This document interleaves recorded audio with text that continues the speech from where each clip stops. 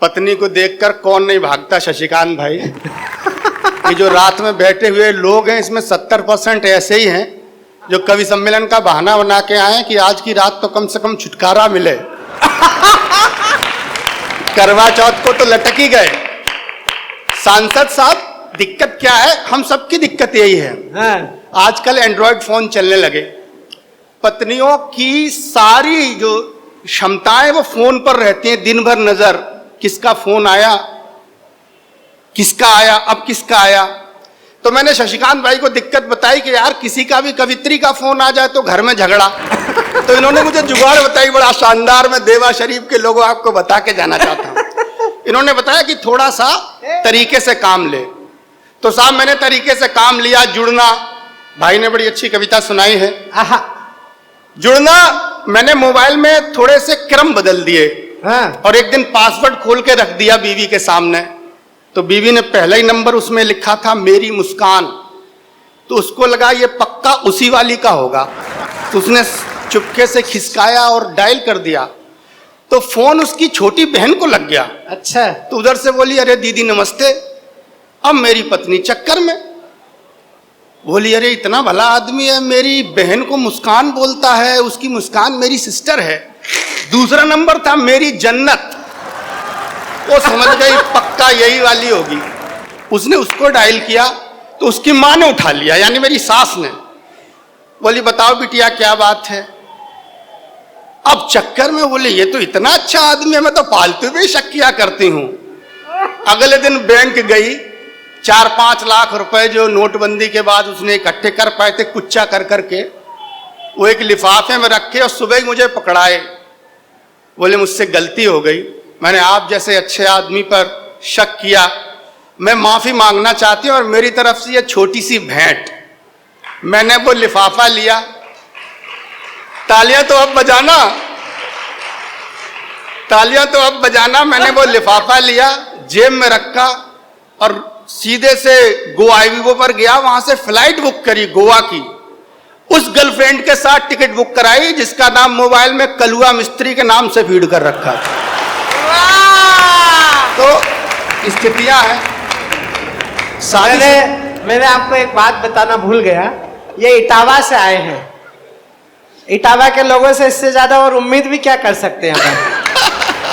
अपना अनुभव काफी अच्छा है इटावा का। देखो सर, मैं जिस जगह से आया हूं, मैं आपको सच बता दूं, ये जितने भी कवि बैठे हैं अध्यक्ष जी, ये सारे कवि ऐतिहासिक कवि हैं, ऐतिहासिक शहरों से आए हैं।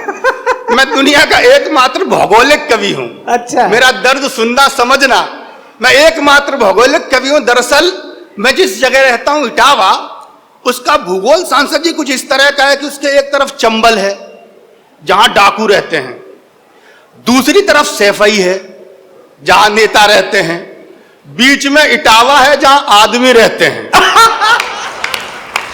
तो सर हमारी तो पैदाइश ही अद्भुत है। मैं पढ़ने की कोशिश करता हूं, मन जोड़ना मेरा।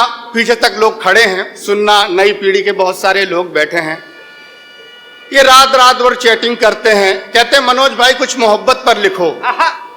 4 पंक्तियां पढ़ता हूं, सुनेगा। पढ़ता हूं कि दर्द मैं दिल का किसी के सामने रखता नहीं। दर्द में दिल का किसी के सामने रखता नहीं। मस्त मौला आदमी हूं, उलझने रखता नहीं। वाह वाह वाह वाह, मस्त मौला। दर्द में दिल का किसी के सामने रखता नहीं, मस्त मौला आदमी हूं, उलझने रखता नहीं। और शेर सुनना, प्यार करने वाले खुददार लोगों, मस्त मौला आदमी हूं, उलझने रखता नहीं। इश्क था तुझसे तो बिन देखे रहा जाता न था। अब तेरा होना ना होना मायने रखता नहीं। वाह। अब तेरा इश्क था तुझसे तो बिन देखे रहा जाता न था। बढ़िया बढ़िया मनोज। 4 पंक्तियां और पढ़ता हूं। इतना प्यारा आप सुन रहे हैं। मैं पहली बार आया हूं और आप समझ लो जैसे पहली बार जब कोई आता है तो उसका स्वागत, उसकी तरफ अलग ही एक आकर्षण होता है। हमारे एक शायर ने लिखा कि नई नई आंखें हो तो हर मंजर अच्छा लगता है। वाह। नई नई आंखें हो तो हर मंजर अच्छा लगता है।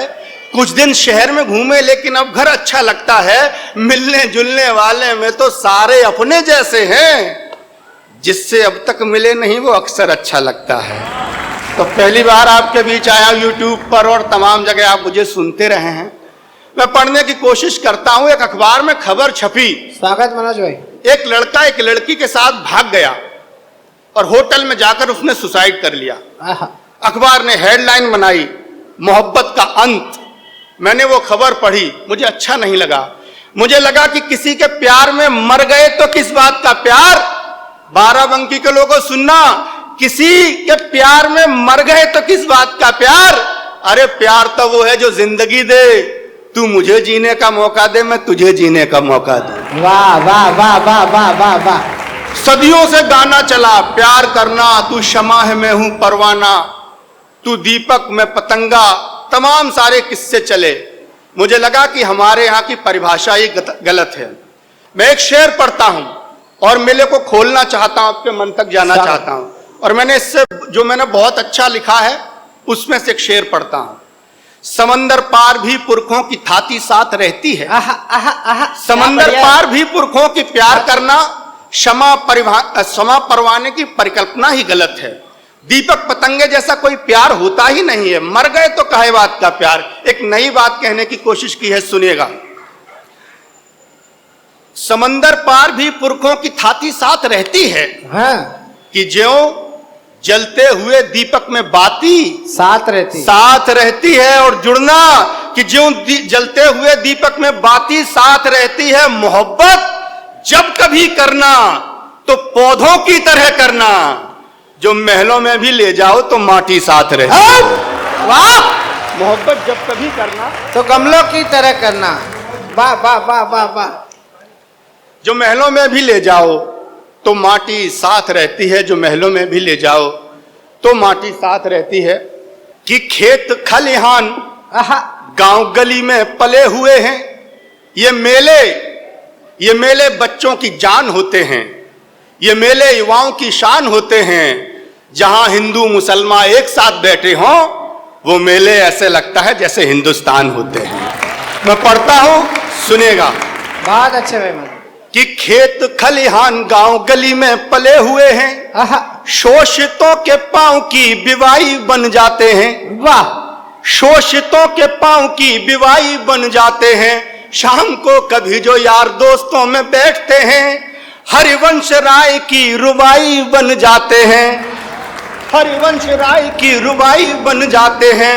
तो घर में कभी जो कष्ट दिख पड़ता किसी पे, पूरे परिवार की दवाई बन जाते हैं।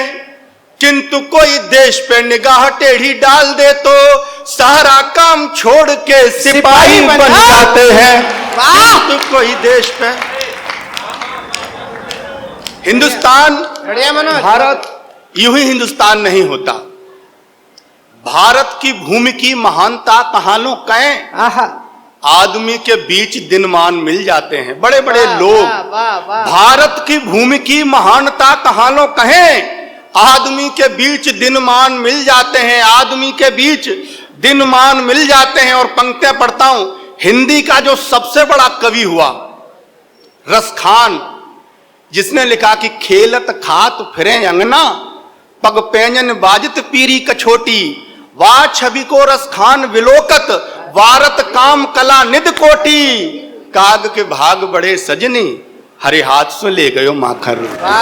एक मुसलमान कवि लिखता है। और उर्दू का जो सबसे बड़ा कवि हुआ, फिराक गोरखपुरी, जिसका असली नाम था रघुपति सहाय श्रीवास्तव कोई सक्सेना, रघुपति सहाय सक्सेना, वो हिंदी माँ का बेटा था। उसने लिखा, ये माना जिंदगी है 4 दिन की, बहुत होते हैं यारो 4 दिन भी। मैं तब पंक्तियां पढ़ता हूं, सुनिएगा। आदमी के बीच दिनमान मिल जाते हैं, भारत की भूमि की महानता कहां लो कहें। आदमी के बीच दिनमान मिल जाते हैं, कितने ही धर्म जाति कितने ही संप्रदाय, भाव किंतु फिर भी समान मिल जाते हैं। तो हिंदुओं के बीच में फिराक मिल जाते हैं, तो मोमिनों के बीच रसखान मिल जाते हैं। गोकुल की गलियों में प्यार से तलाशिए तो गाय को चराते भगवान मिल जाते हैं। गोकुल की गलियों में। और ये अक्टूबर चल रहा है। अक्टूबर जब जब आता है तो एक नेता का नाम मेरे जहन में कौनता रहता है। मैं 4 पंक्तियां उस एक नेता को समर्पित करता हूं, सुनिए। कि साम्राज्यवादियों का तोड़ दिया दंभ और दर्द अंग्रेजों को घना दिया पटेल ने। 31 अक्टूबर को जयंती है। साम्राज्यवादियों का तोड़ दिया दंभ और दर्द अंग्रेजों को घना दिया पटेल ने। राष्ट्र की अखंडता में नहीं था यकीन, ऐसे रूठे शासकों को भी मना दिया पटेल ने। रूठे शासकों को भी मना दिया पटेल ने। रूठे शासकों को भी मना दिया पटेल ने। सर्वधर्म समभाव से बना जो कल्प वृक्ष, ऐसे कल्प वृक्ष को तना दिया पटेल ने। और एक पंक्ति में जागना, सर्वधर्म समभाव से बना जो कल्प वृक्ष, ऐसे कल्प वृक्ष को तना दिया पटेल ने। और 400 रियासतों को एक सूत्र में पिरो के भारत को भारत बना दिया पटेल। भारत को भारत बना दिया पटेल ने। भारत को भारत बना दिया पटेल ने।